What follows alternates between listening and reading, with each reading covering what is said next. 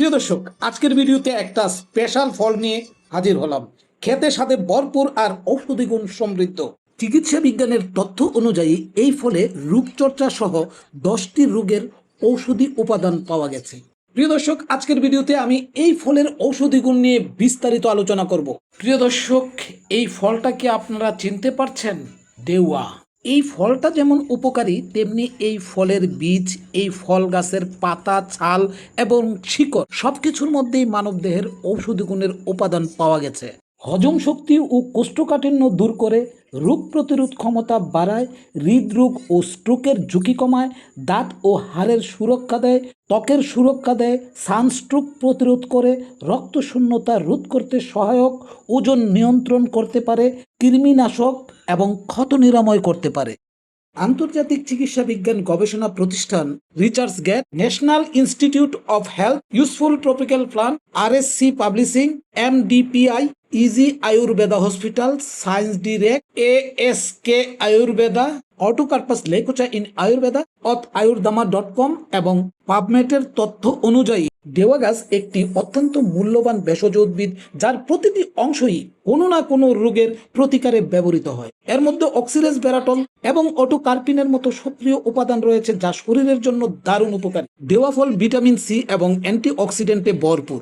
এটি লিভারের টনিক হিসাবে কাজ করে এবং বিভিন্ন গবেষণায় এর অ্যান্টিব্যাকটেরিয়াল, অ্যান্টিভাইরাল ও ডায়াবেটিস প্রতিরোধী গুণাবলী দেখা গেছে। কাটা ছেঁড়া বা গা শুকাতে ছালের পেস্ট বা পাউডার ব্যবহার করা হয়। এছাড়া ত্বকের বিভিন্ন রোগের চিকিৎসায় এটি কার্যকর এবং অনেকে পান সুপারি হিসাবে এর কাঁচা ছাল চিবিয়ে থাকেন। বীজ এবং ল্যাটেক্স মানে কষ, এটি পেটের কৃমি বা পরজীবী সংক্রমণের বিরুদ্ধে অত্যন্ত শক্তিশালী এজেন্ট হিসাবে কাজ করে, যা অন্ত্রের সমস্যা দূর করতে সাহায্য করে।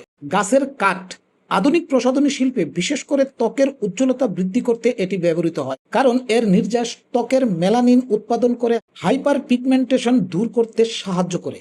তো প্রিয় দর্শক, এতক্ষণ আলোচনা শুনে আপনি কি বুঝলেন? এখন থেকে দেওয়া ফল খাবেন তো? অবশ্যই খাবেন। দেওয়া ফল খাবেন, দেওয়া ফলের বিচি খাবেন, একটা বিচিও ফেলবেন না।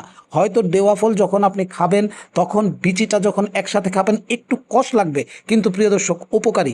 না হলে আলাদা করে বিচি খাবেন, কিন্তু প্রিয় দর্শক বিচি ফেলবেন না। তো প্রিয় দর্শক, আরেকটা বিষয় হচ্ছে সতর্কতার বিষয়টি মাথায় রাখতেই হয়, কারণ প্রিয় দর্শক অনেক সময় মানুষের শারীরিক গঠন এক হয় না।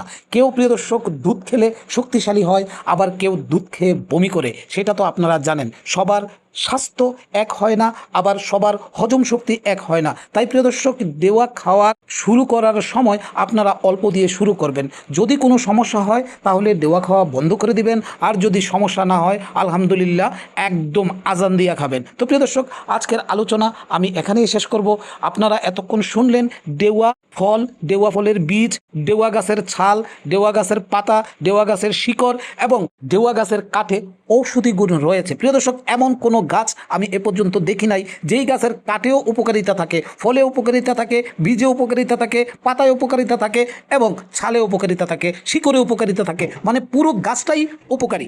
তো প্রিয় দর্শক, আজকের ভিডিওটা আমি এখানেই শেষ করব। ভিডিওর আলোচনার আলোকে যদি প্রিয় দর্শক আপনার কোনো প্রশ্ন থাকে, তাহলে প্রিয় দর্শক একটু কষ্ট করে কমেন্ট বক্সে লিখে জানান। আর আগামী ভিডিওর অগ্রিম আমন্ত্রণ রইল। প্রিয় দর্শক, বিদায় নেব, দ্রুতই ফিরব নতুন কোনো ভিডিও নিয়ে। ততক্ষণ পর্যন্ত প্রিয় দর্শক আপনারা সাথেই থাকুন, ভালো থাকুন, সুস্থ থাকুন আর নিরাপদে পথ চলুন। আল্লাহ হাফেজ।